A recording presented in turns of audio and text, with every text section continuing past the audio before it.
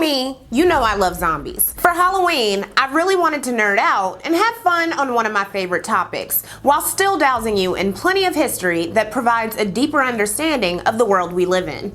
In this video, I'll be discussing zombies as a historical, political, sociological, and pop cultural force by examining folklore, real-life events, movies, books, and more.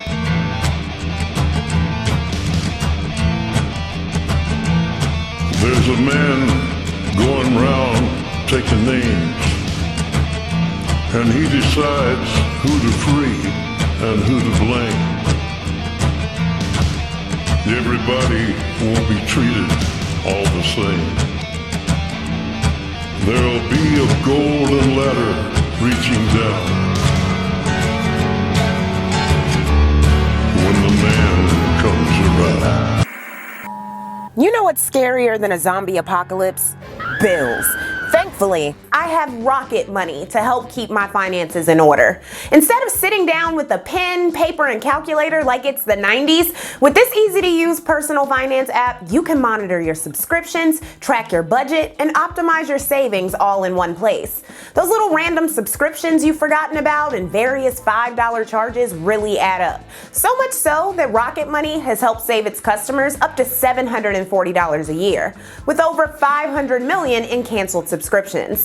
I was already a fan of the app before they decided to sponsor me, but now I can say it with my chest. Rocket Money is one of the most important apps on my phone. They really have my back, at least until there's a zombie apocalypse. To save more and spend less, go to rocketmoney.com/intellectual and download the app for free, joining 5 million members using the all-in-one finance platform to make better financial choices.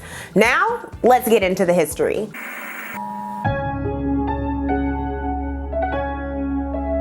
Before we explore the modern notions of zombies, it'd be helpful to reach back into world history for lore featuring the undead. Also, prepare yourselves, guys. I've looked for the pronunciations of all these words and all of them are conflicting. Everybody's saying something different, so I'm gonna do my best. Since the beginning of time, humans have had necrophobia, or a fear of the dead, believing that the dead can come back to life, whether by the hand of a god or a devil or by a necromancer. In ancient Mesopotamia, the Epic of Gilgamesh featured a Babylonian goddess named Ishtar proclaiming, "I will raise up the dead and they will devour the living. I will make the dead outnumber the living." In ancient Greece, there were legends of vrykolakas, undead forerunners of the vampire who would rise from the grave if you didn't pin them down with stones. These beliefs and practices evolved throughout antiquity and made burial important, and by the time of European folklore, a number of cultures had varieties of these types of revenants, or reanimated cadavers magicked into haunting the living. Unlike ghosts, the various flavors of revenants dotting the fabric of humanity were corporeal, physical bodies returned from the dead. Graves found by archaeologists have shown people of the past sometimes took precautions to stop the dead from rising, like those stones. Perhaps the most famous kind of revenant are vampires, of which exist in every culture, like on every continent. But what about the other, more obscure versions of the undead, whose lore encouraged people of the past to solidify burial traditions and treat the dead with dignity? In Germany, there were a slew of undead referred to as Wiedergänger. They even had a particular brand of headless horsemen who were doomed to walk the earth until they had been properly punished for their sins in life. From Ireland to Scotland, tales of headless horsemen and even women frightened and fascinated. In Scandinavian mythology and culture, draugr were reanimated beings that guarded their own graves or palaces, usually protecting treasure buried with them from grave robbers. They were often characterized as mean or greedy in life, and when dead were granted with not just physical bodies, but special powers like invading people's dreams, attacking animals, and cursing people. There were also the Scandinavian gjengangers, or undead corpses who had died by their own hand, been murdered, or committed murder themselves.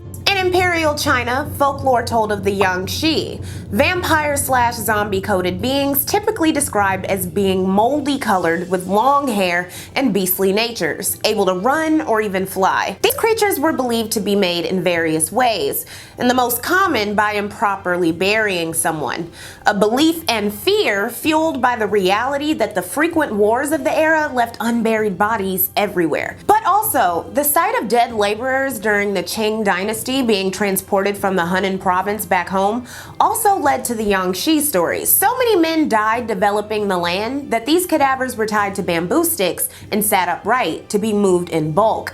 They looked like they were hopping, and the rumors of hopping vampires were born. Additionally, rumors persisted that if a family couldn't afford to have their dead loved one brought home, they could pay a Taoist sorcerer to perform a rite to bring the person back to life and help them hop home during the night.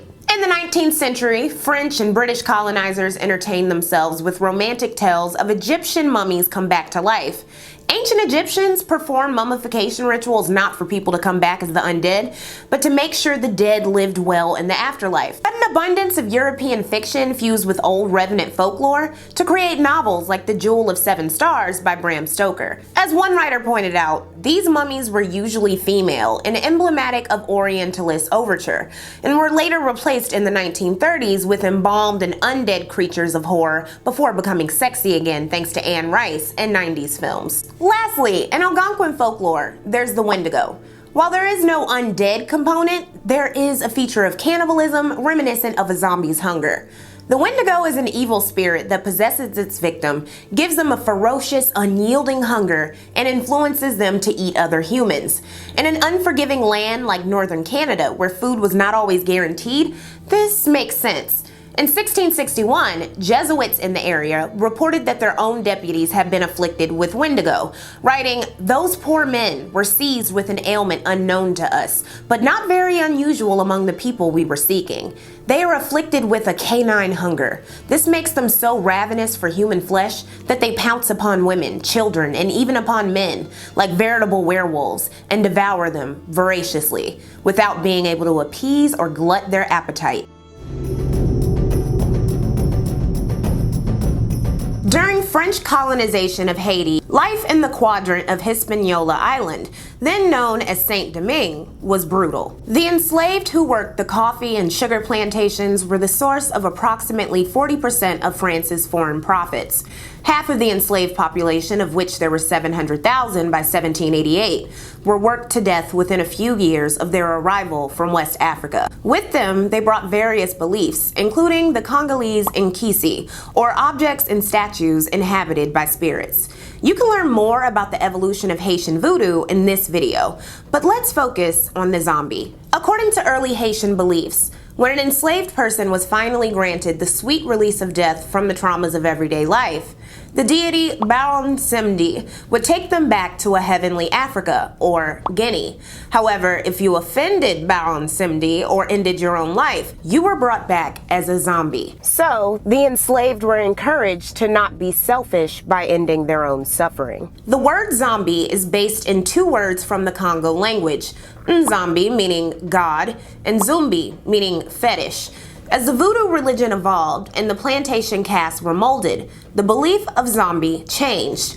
On plantations, overseers were usually enslaved and often voodoo practitioners known as bokor or kaplada, and it wasn't uncommon for them to threaten their fellow enslaved with zombification, rendering them into undead laborers. So here, zombies function as a way to maintain order and control by saying things could be worse. Voodoo proposes that people are composed of the big good angel that keeps the body functioning and the little good angel, which is a person's personality and willpower. So a priest could turn someone into a zombie by capturing the little good angel and sealing it inside of an object. If turned into a zombie by a bokor, the undead person was doomed to do their master's bidding until the master died, or, according to some lore, until someone broke the bond with salt. In 1825, in the aftermath of the Haitian Revolution, which ended back in 1804, Charles X of France forced the Nubile country to pay 150 million gold francs as reparations to former enslavers, while other countries throughout the world, like America, isolated the small nation to drive it into debt and instability. Haitian general and leader Jacques Dessalines prioritized the nation's economy and forced the newly freed people back to work as soldiers and plantation hands. Amidst this backdrop of continued hard labor, the zombie legend continued and evolved. Rumors circulated that plantations were being ran with zombie slaves, cultivated from unknowing suspects being mistaken as dead and buried alive. Described Dr. Yves St. Gerard, author of The Zombie Phenomenon. Through the use of dark magic, the Bokor brings the victim into a state of near death or deep coma. The victim's family and community bury him/her, thinking that he/he is dead. But the Bokor subsequently digs up and revives the victim as a zombie, a state under which he/she is devoid of free will and does whatever the Bokor tells him or her to do. In 1864, Article 246 of the Haitian Criminal Code proclaimed, "Is also considered attempt on life by poisoning the use made against a person of substances which, without giving death, will cause a more or less prolonged state of lethargy, regardless of the manner in which these substances were used and regardless of the consequences. If the person was buried as a consequence of this state of lethargy, the attempt will be considered a murder." This was done by the then leader of Haiti, who wanted to end voodoo superstitions in the country. By the end of the 19th century in New Orleans and elsewhere, voodoo in Haiti were both sensationalized and stigmatized to justify American interference and intolerance. Zombie folklore, so similar to earlier tales of the undead, were brought to a wider audience as proof of the country's need to be tamed. In 1915, Haiti was in the midst of economic turmoil and violence that resulted from post-colonial instability and the debt owed to France, which, by the way, Haiti would eventually fork over at least $20 to $30 billion. In July, after Haiti's then leader was killed in the streets, Woodrow Wilson ordered American troops to invade the country, eventually establishing military rule, installing puppet leaders, and reversing the ban on foreigners owning land in the Constitution under future President Franklin D. Roosevelt. Justifying the violent treatment of Haitians by Marines, the Secretary of State said, "The African race are devoid of any capacity for political organization." In addition to drunken behavior, robberies, rapes, tortures, and assaults, thousands of Haitians were forced to work on infrastructure projects, and it's no wonder that rebel groups popped up immediately as American propaganda flourished. In 1927, the adventurer and travel journalist William Seabrook traveled to Haiti to observe the culture. Seabrook, who participated in cannibalism at least twice for the sake of research and writing, sensationalized the zombie in 1929's The Magic Island and pointed to Article 246, mistakenly referring to it as Article 249, as proof of the creature's existence. Seabrook described meetings with zombies at a sugar company in Port-au-Prince, where enslaved Haitians were made to work 18-hour days by American manufacturers. The supposed zombies continued dumbly at work. They were plotting like brutes, like automatons. The eyes were the worst. They were in truth like the eyes of a dead man. Not blind, but staring, unfocused, unseeing. He wrote in the chapter, "Dead Men Working in the Cane Fields," "The zombie, they say, is a soulless human corpse, still dead, but taken from the grave and endowed by sorcery with a mechanical semblance of life. It is a dead body, which is made to walk and act and move as if it were alive. People who have the power to do this go to a fresh grave, dig up the body before it has time to rot, galvanize it into movement, and then make of it a servant or slave, occasionally for the commission of some crime." And voila! In America, the word zombie was officially on record for the undead. While initial reviews of the book were positive, people would later acknowledge the author's stereotyping and embellishment, and the book would influence the 1932 film White Zombie, featuring a white voodoo priest running a sugarcane mill worked by zombies. Bela Lugosi, the actor who played Dracula and a number of other horror roles, played the priest. At movie theaters, owners were instructed to display the Haitian penal code with the inserted word zombie to create tremendous interest in the picture at your theater. There would be other early films that incorporated a voodoo version of the creature and white main characters, like King of the Zombies in 1941 and I Walked with a Zombie 2 years later. Writer Shara Lee argued that these film versions were visual performative displays of miscegenation, of the mixing of black and white cultures in an enslaved body. A number of investigative Haiti books would follow Seabrook's, like Zora Neale Hurston's 1938 tome, Tell My Horse, which she wrote after being awarded a Guggenheim Fellowship. Well, a zombie is supposed to be the living dead. People who die and are resurrected, but without their souls.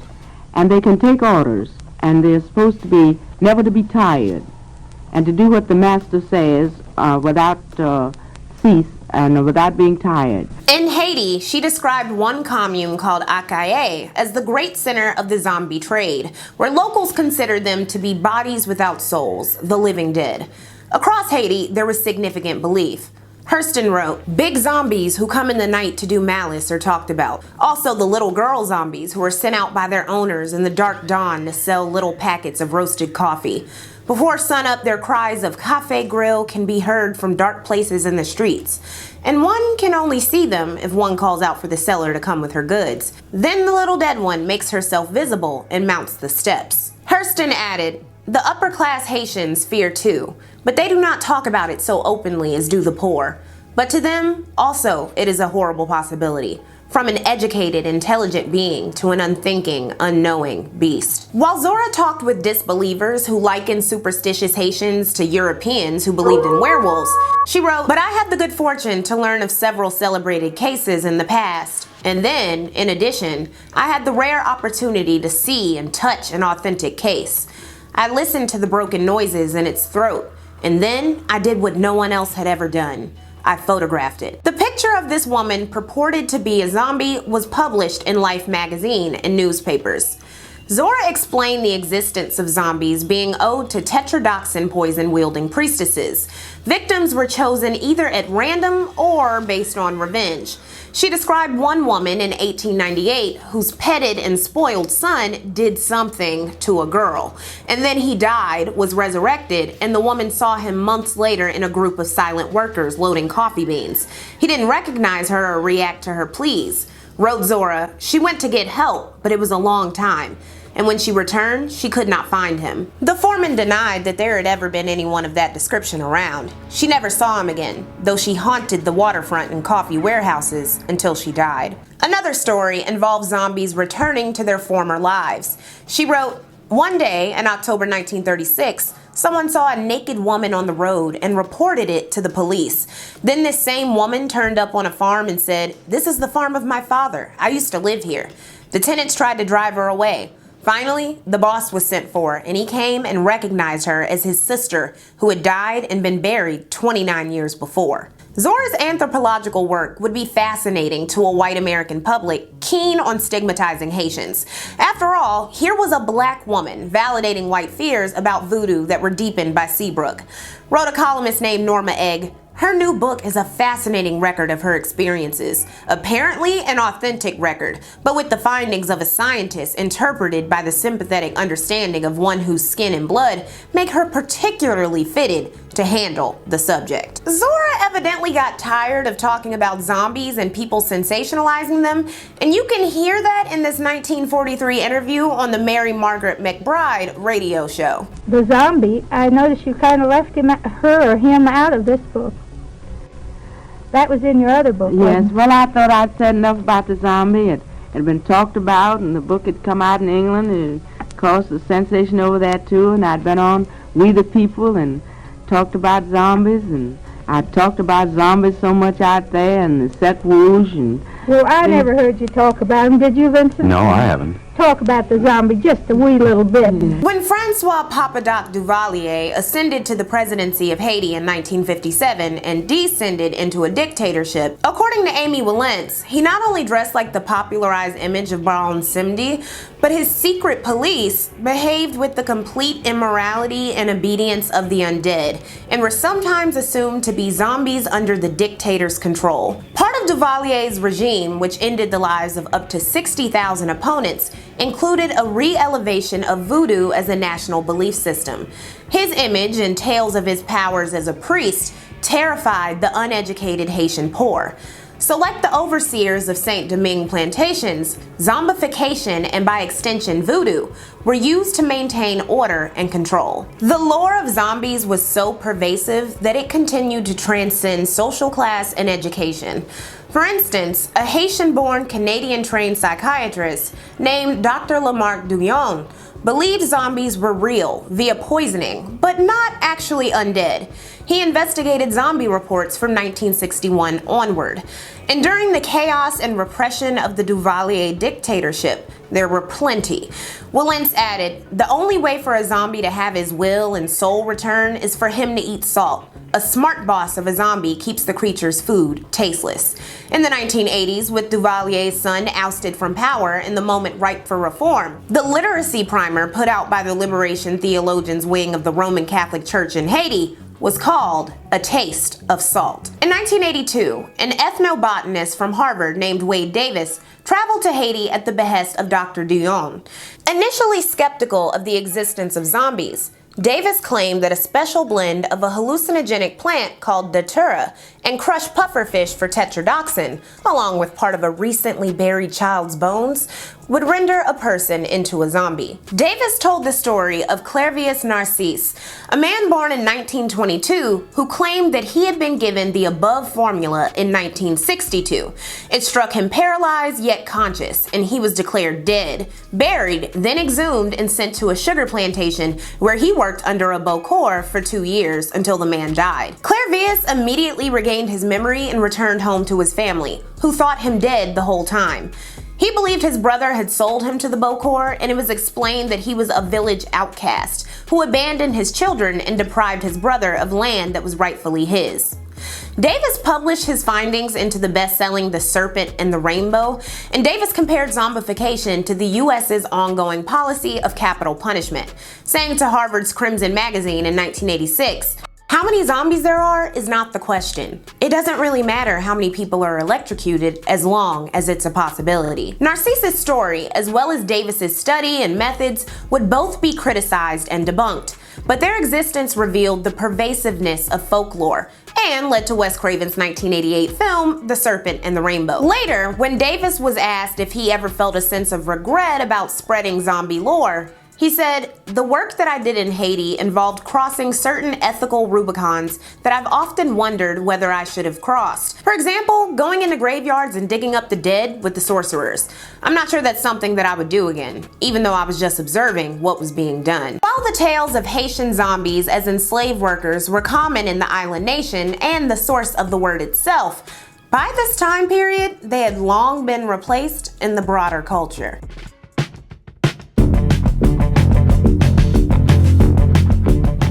They're coming to get you, Barbara. The film that popularized our modern ideas of the zombie didn't even use the word.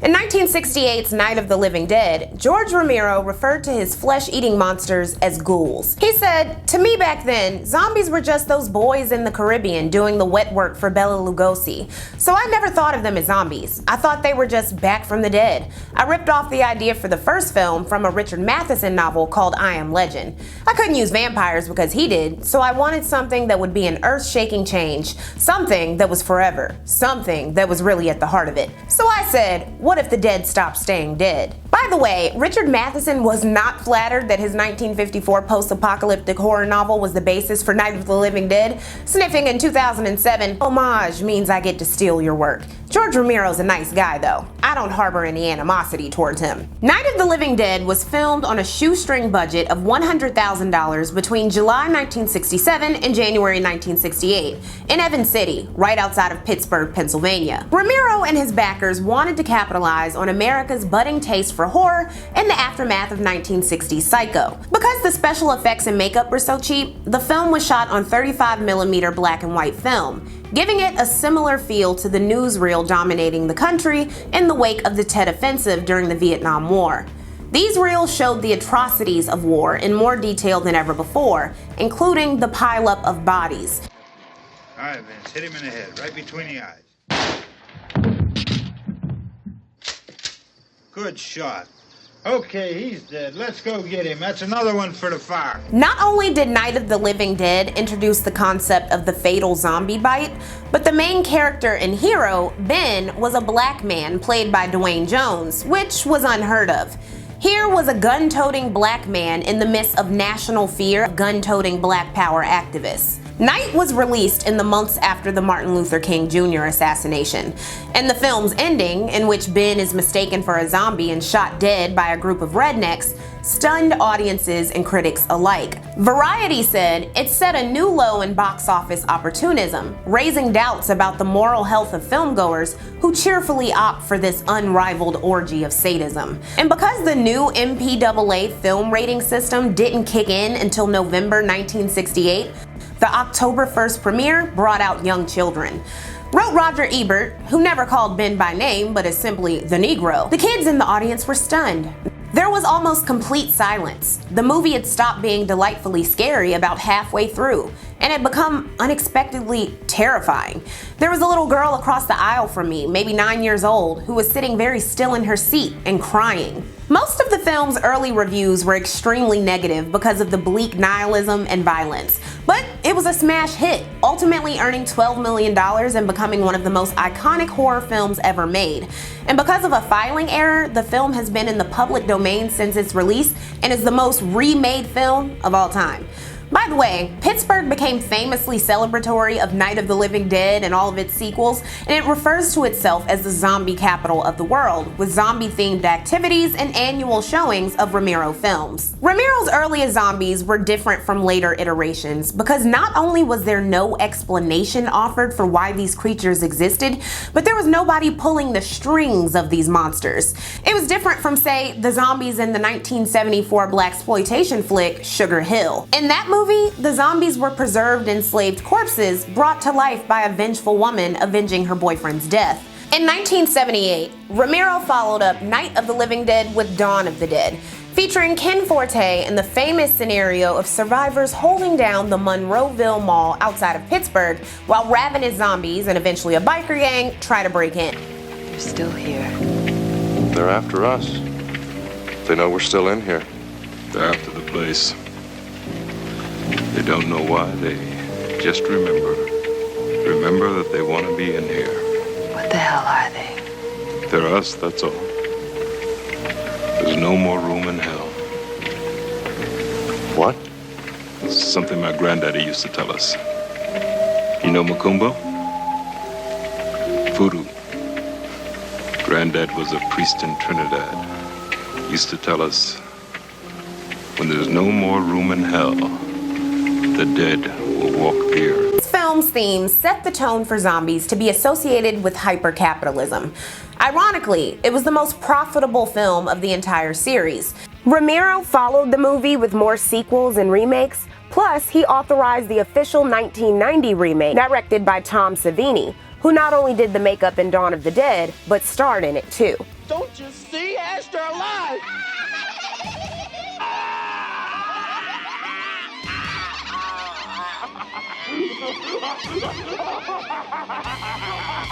In 1981, the Evil Dead zombies were so popular that it created a long-lasting franchise in a variety of mediums. Other famous zombies were in Michael Jackson's Thriller video, which not only changed the path of music videos, but appalled leaders of the 25-year-old singer's then religion, the Jehovah's Witnesses. Fearing excommunication for depicting demons, devils, and magic, the music video includes a disclaimer at the beginning saying, "Due to my strong personal convictions, I wish to stress that this film in no way endorses a belief in the occult." Within the Jehovah's Witness faith, there was a growing divide between conservative and secular members, with Michael at the center of it. Michael would tell Watchtower magazine, "I just intended to do a good, fun short film, not to purposely bring to the screen something to scare people or do anything bad. I want to do what's right. I would never do anything like that again." But he did do it, and the video would double the Thriller album sales to become the best-selling album of all time. The VHS tape, making Michael Jackson's Thriller, sold over 11 million copies in total.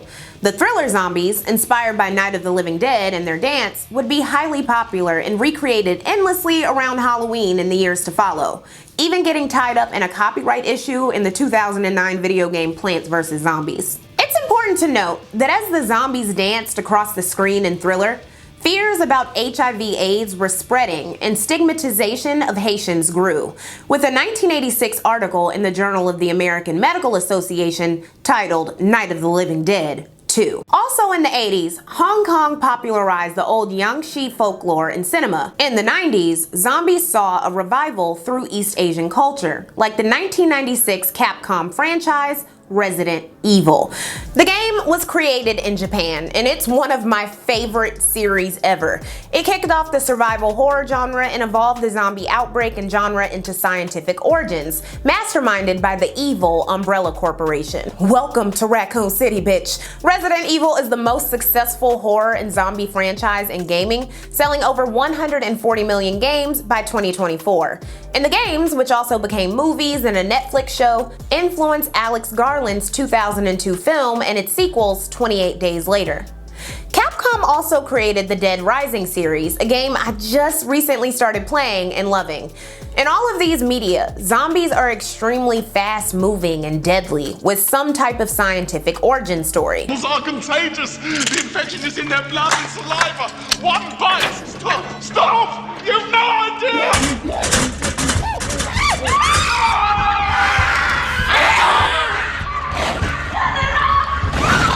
By the early 2000s, in the aftermath of terrorism, globalism, and increased immigration, films that depicted fast-moving zombies like 28 Days Later, Resident Evil, and the Dawn of the Dead remake were the new standard of the zombie genre. Though there were funny zombie films like Shaun of the Dead. Any zombies out there?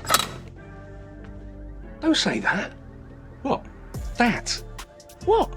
That? The Z word. Don't say it. Why not? Because it's ridiculous. All right. Are there any out there, though? The zombies of the 2000s weren't enslaved workers or even just slow-moving reanimations of the recently deceased. They were bloodthirsty predators who moved in packs and invaded entire territories. And by 2014, 1/3 of the total number of zombie films were created in the aftermath of the 9/11 terrorist attacks. Hell is overflowing, and Satan is sending his dead to us. Why? Because you have sex out of wedlock. You kill unborn children. You have man-on-man relations, same-sex marriage. How do you think your God will judge you? Well, friends, now we know. When I first saw 2004's Dawn of the Dead, featuring Mekhi Phifer and Ving Rhames over a decade ago, I didn't understand why the characters became so restless in the ultimate apocalyptic haven, a mall. They had food, medical supplies, space, electricity, and a constant horde of zombies and people waiting outside to rip it all away in an instant. While I still believe the character's series of mistakes to be foolish and avoidable, which makes the movie both infuriating and fun to watch no matter how many times I've seen it, as an adult, I recognize the persistent nihilism in Romero's films as commentary on consumerism and fears of the other. By the way, Romero was disappointed with the remake and the evolution of the zombies into runners, comparing the film to a video game. Speaking of games, in addition to the slew of electronic ones, the live-action game Humans vs. Zombies was invented at Goucher College in Maryland by a handful of students who directed players to shoot and infect humans with Nerf dart guns. It spread to numerous colleges, but briefly came under scrutiny at Goucher in 2007 when the annual campus event's final day coincided with the Virginia Tech shooting, with some calling for a ban of the game. I remember these happening at Ohio State, and I really regret not participating. Zombies were also popular in books. In 2003, Max Brooks published The Zombie Survival Guide, a satirical yet handy guide to survivalism in a zombie apocalypse. He followed this with 2006's World War Z, a book that would be tragically bastardized in the 2013 movie. In the book, the worldwide response to the zombie outbreak is used to criticize government bureaucracy and long-standing ethnic feuds, told from the perspective of people from across the world. Max Brooks was in part inspired by the post-9/11 terrorism era, evident by his answer to a fan's question in the Washington Post in 2006. It seems you draw a lot of parallels between today's war on terror methods and the zombie war. How close, however, do you compare the zombies to today's fundamentalist Islamists? i.e. unthinking, uncaring, irrational villains who kill for the sake of killing. Replied Brooks, "The lack of rational thought has always scared me when it came to zombies. The idea that there is no middle ground, no room for negotiation, that has always terrified me. Of course, that applies to terrorists, but it can also apply to a hurricane or flu pandemic or the potential earthquake that I grew up with living in LA. Any kind of mindless extremism scares me, and we're living in some pretty extreme times." 3 years after that quote, a new H1N1 strain emerged and people feared an epidemic around the same time that Obama took office. It's no coincidence that at the same time militia membership resurged to levels seen in the 90s, zombies spiked in popularity and overtook other monsters in pop culture and on search engines. While World War Z was in production hell, in 2009, Call of Duty World at War introduced a new popular enemy in zombies, and Zombieland, a critically acclaimed parody of the genre, premiered. The eventual film adaptation of World War Z was missing the book's most interesting angles, but it was good in its own right, offering up terrifying hive-minded zombies who not only moved at supersonic speed, but turned in less than 20 seconds. It was the highest earning zombie movie ever, earning $540 million on a $190 million budget. It had been rewritten around the time of the bird flu reports in 2008, and when it was finally released, Paramount cut a scene that speculated the zombie outbreak began in China to land a distribution deal. In 2016, Yang Sang-ho's film, Train to Busan, was released. It's a really good zombie movie and unique because there are no guns for most of the film, and the train setting makes it extra thrilling. Its prequel, Soul Station, included an analysis of class by featuring homeless people mistaken as zombies. Modern entries of the zombie genre tend to emphasize survival and renewal.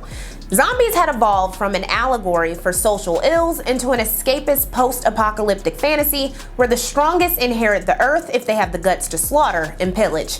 No piece of media embodies that quite like my favorite show of all time, The Walking Dead. Yes, I said favorite. Show some control, Lexi, don't do it. Do it. Go full nerd. They're here for zombie history, not Walking Dead mania. But they need to know how much I love Rick Grimes and hate Lori and think Carol and Michonne are bad bitches. Oh God, it's too late. I remember exactly where I was when I first watched The Walking Dead on October 31st, 2010, watching in silence on the phone with a boy I like, completely dazzled by the landscape, the effects, the dialogue, the makeup, and the dreadful suspense. But let me back up.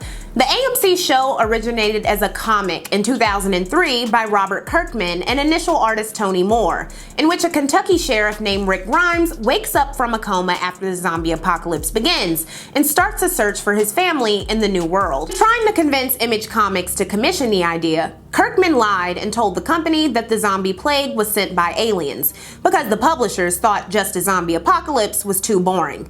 I'm so glad that's not what it was, because I would have been mad as fuck. Okay, first of all, I hate aliens, but also, like, I would have been pissed. The Walking Dead comics would be published until 2019 and bought by AMC a decade previously. Greg Nicotero, who did makeup and special effects for 1985's Day of the Dead and a bunch of other horror films, was the head of makeup for the show. Anybody who's ever appeared as a zombie on the show had to go to zombie school. The gore was so realistic for primetime TV that some people were concerned, wrote one reviewer named James Hibbard. If you've watched the 4-minute trailer, you have an accurate sense of how well executed this drama is. Fans of the genre are gonna love it. The question is whether it can draw a large enough female audience. The uncompromising opening scene, which I won't spoil, is gonna lose X% of viewers right off the bat.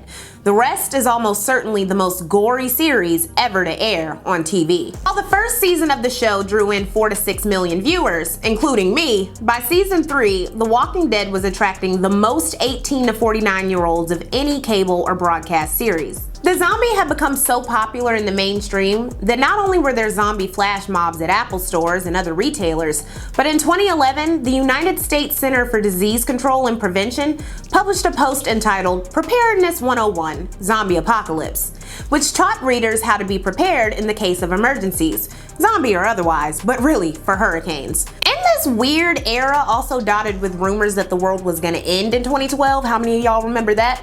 The zombie apocalypse CDC post fueled conspiracy theories on some corners of the internet, but generally boosted the CDC's profile. As for the ongoing The Walking Dead phenomenon, its viewership held at a steady 10 to 17 million viewers until season 7, when that thing happens that made a bunch of people, including me, too heartbroken to continue watching, though I did eventually return. I won't spoil in case you decide to heed me and watch my favorite show ever, and the series turned into a whole bloody franchise with novels, video games, and spin-offs. My favorites being Fear the Walking Dead and 2024's The Ones Who Live. We're all infected.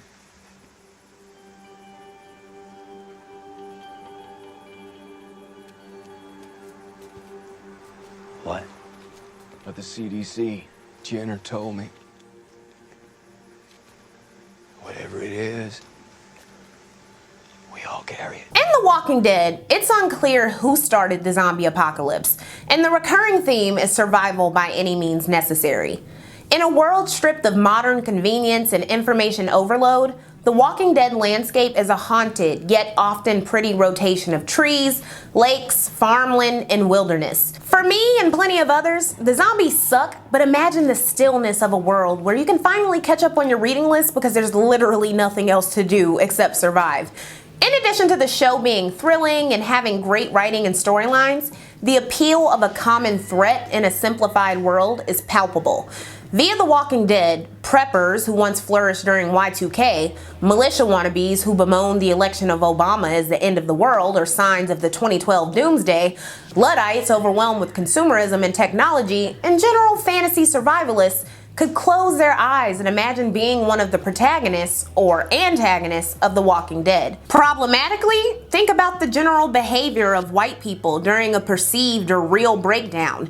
Many become feral, gun-toting despots. Don't believe me? Ask the survivors of Hurricane Katrina how they were treated when trying to flee New Orleans. My last major note about The Walking Dead is that the character of Duane Jones, aka Morgan's son, is a tribute to the actor who played Ben in Night of the Living Dead. While there's a bunch of other zombies in pop culture, from reimagined classics like Pride and Prejudice and Zombies, to sci-fi's humorous, spoofy Z Nation, to the hordes in Days Gone, State of Decay, and even the world-building game Civilization VI, where the hordes are literally relentless, the last zombie fiction I'll address is The Last of Us.